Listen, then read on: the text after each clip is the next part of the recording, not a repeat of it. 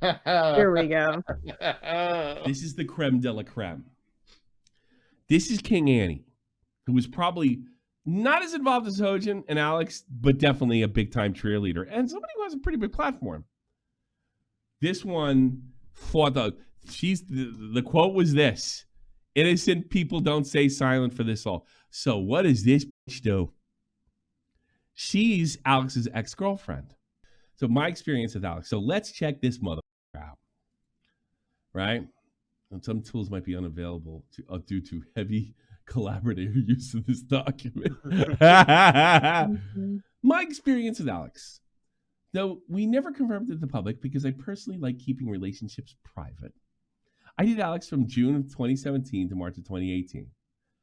It was the most toxic relationship I've ever been in. So she's jumping in like, I'm a victim too, just like Alice. Alice got a lot of clout coming her way. Me too. And I was lucky I got out when I did. Keep in mind, she didn't get out in 2018 and say goodbye. I'm this guy, this creepy guy. She was a part of the group that went after Slazo in 2019.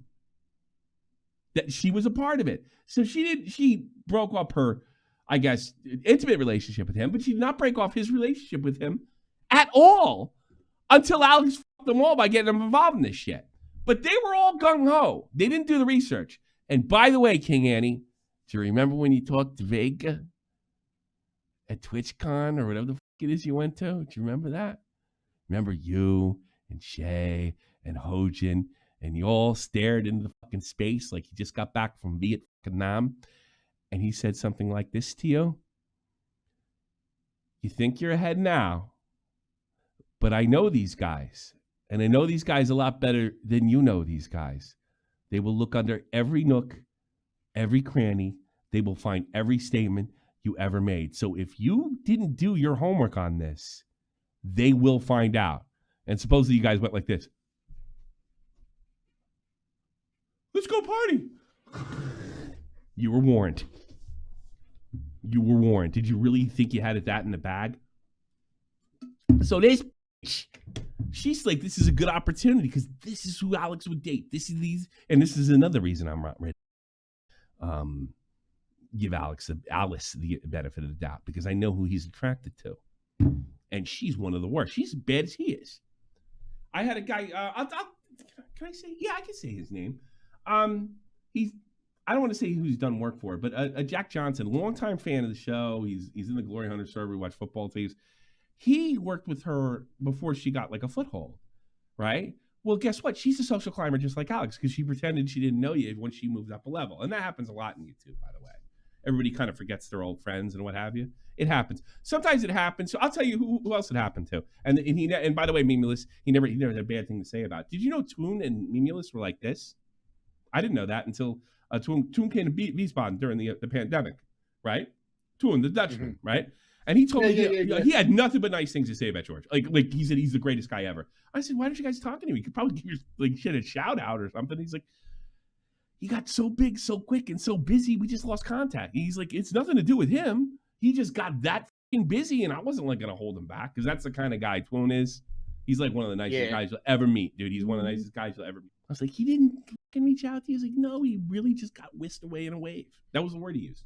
He got whisked away in a YouTube wave. Just got busy. And that happens in life. We get really close for people, and then we don't talk to them in like 5 years. We don't see them anymore. It happens. That's just life, and that's the way you looked at it. Never said a bad. I was shocked. He's a YouTuber. That motherfucker ditched me and went on. I was like, okay. He was the most toxic relationship ever. Let's get back to King Clout Chaser. When we were dating, although he was from England, I lived in America. We were pretty much never apart for longer than a week. We stayed in Europe for a couple months. Then he moved to America for 6 months. He couldn't stay 6 months straight to his visa implication. So he stayed 3 months, flew back for a few days and came back for another 3 months.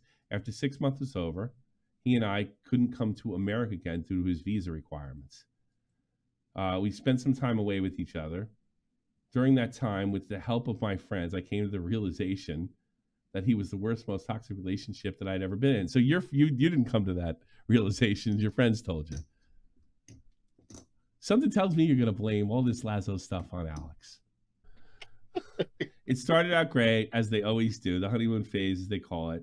But time went by and things just got worse and worse. Notice she's not saying what got worse. I find that fascinating. He did this, he did that. Probably because she can't compete with getting kicked. I was fortunate to get out when I did. But he still remained friends with him. And he still were good enough to try to ruin somebody's life with him. But reading all the new information that's come out. Taking notes. He's clearly gotten worse. He may have gotten worse, though. I'll give him that. During the relationship, he made me feel insane. Like I wasn't myself anymore. Like I never felt like he listened to me. He probably didn't. And you don't probably listen to anybody either. Clearly you don't listen. Clearly you don't listen to what's going on around you. I always felt belittled and inferior. Whenever he recorded videos together, he would constantly talk over me and never let me have my moment. You guys are perfect for each other. When you guys get back together?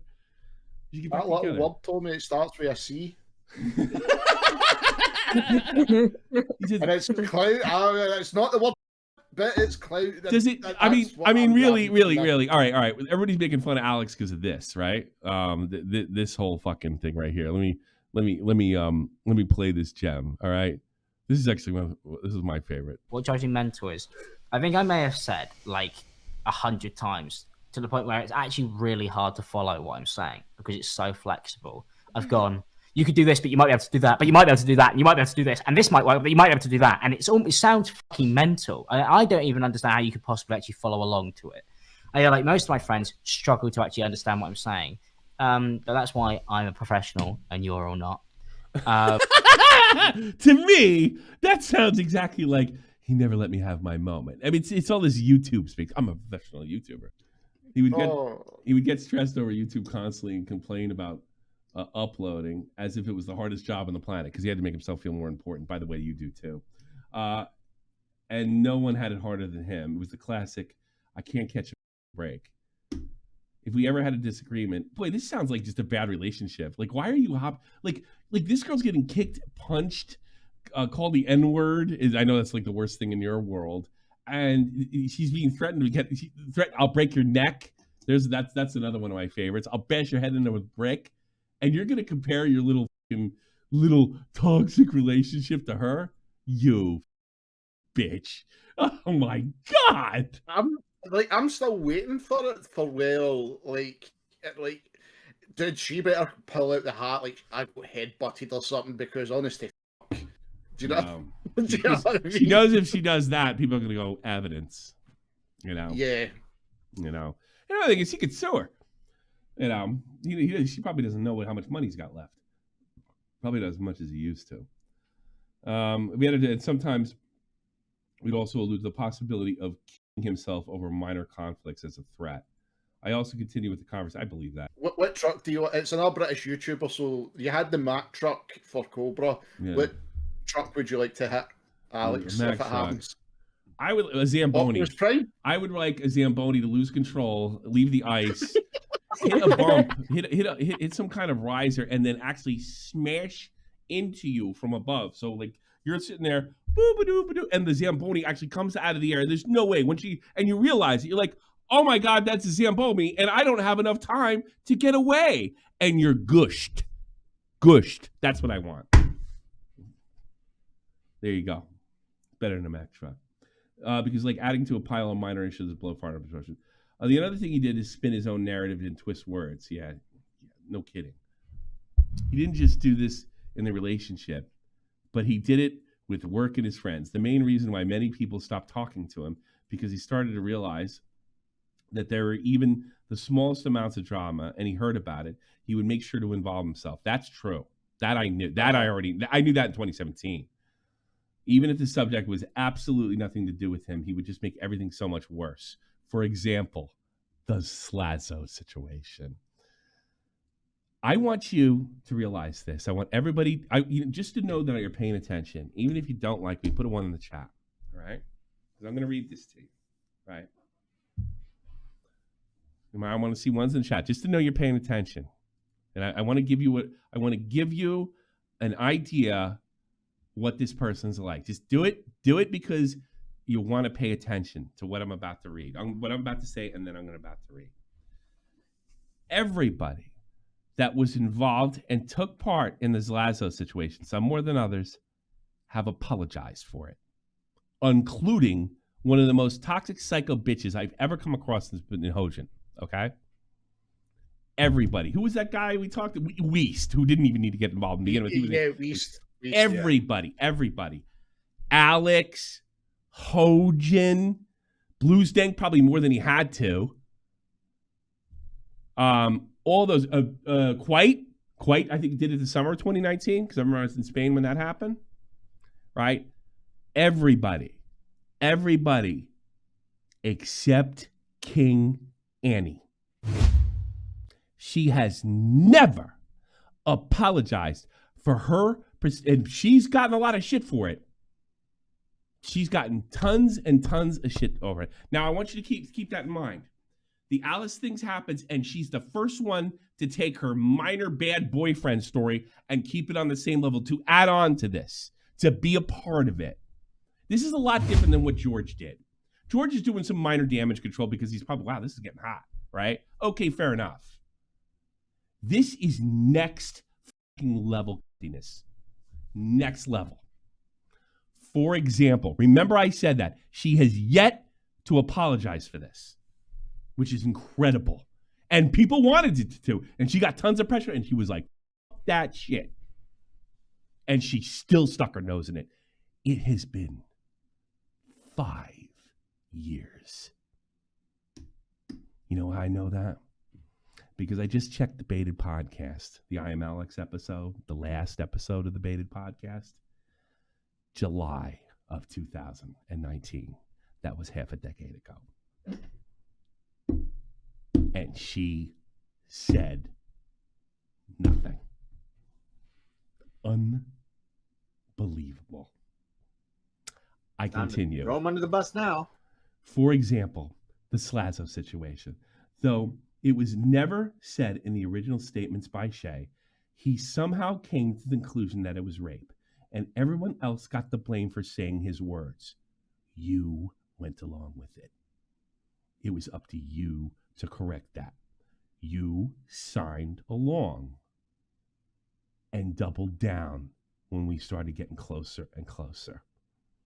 So you're basically blaming Alex for what you signed up for. Somehow the situation, and by the way, he had been broken up with you for a year at that point. So you knew how toxic he was. Listen, kid. Somehow the situation with him being guilty of being a bad boyfriend to all of a sudden a rapist. I don't believe that. And your girlfriend Hojan too. You guys were steadfast in Shay's corner. And her lies after her statement didn't make any sense. You were steadfast in Alex's corner. You steadfast in Hojan's corner.